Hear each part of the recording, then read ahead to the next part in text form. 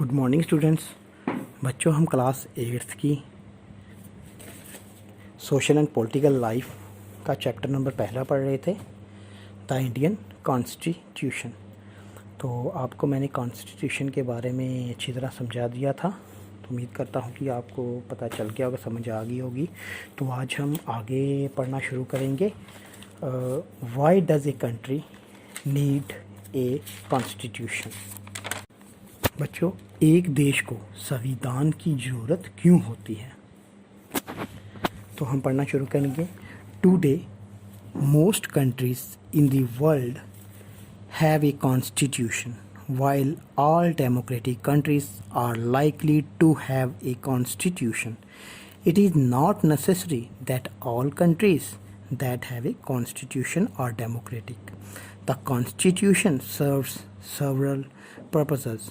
First, it lays out certain ideals that form the basis of the kind of country that we as citizens aspire to live in.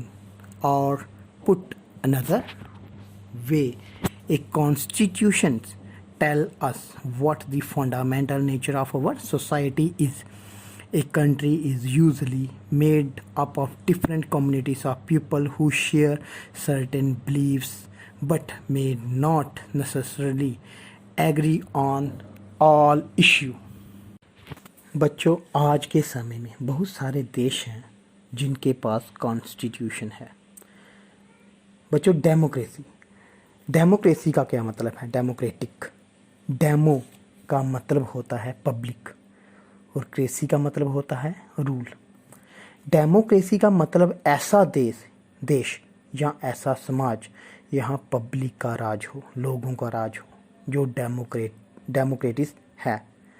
उनके पास constitution होगा ही होगा, लेकिन ये ज़रूरी भी नहीं जिन देशों के पास संविधान हो वो डेमोक्रेटिक हो।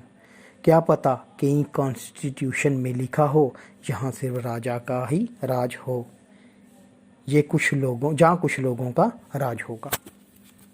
बच्चों, एक देश यहाँ पर लोग वोट करते हैं, यहाँ पर लोग वोट देकर अपना लीडर चुनते हैं, मगर ऐसा भी नहीं है जिस कंट्री में कॉन्स्टिट्यूशन हो वहाँ डेमोक्रेटिक कंट्री ही हो।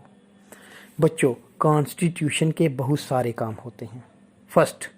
पहला काम कॉन्स्टिट्यूशन का ये है कि वह हमें एक दिशा दिखाता है जिसके बेसिस में हमारी कंट्री बनेगी। किस बेसिस पे हमारी कंट्री बनेगी, किस तरीके से सिटीजन रहना चाहते हैं, किस तरीके से वो रहना पसंद करते हैं, कि इस देश के लोग क्या चाहते हैं, ये हमें कॉन्स्टिट्यूशन बताता है।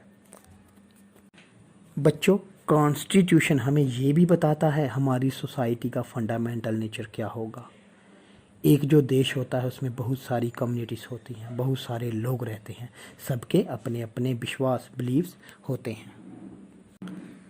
एक constitution serves as a set of rules and principles that all person in a country can agree upon as the basis of the way in which they want the country to be governed. This includes not only the types of government but also an agreement on certain ideals that they all believe the country should uphold.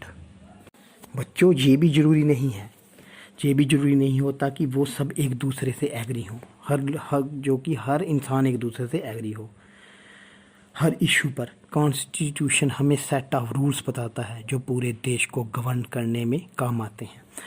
लोग भी उन principles पर agree करते हैं और वो देखते हैं किस तरीके से उनका देश चलेगा।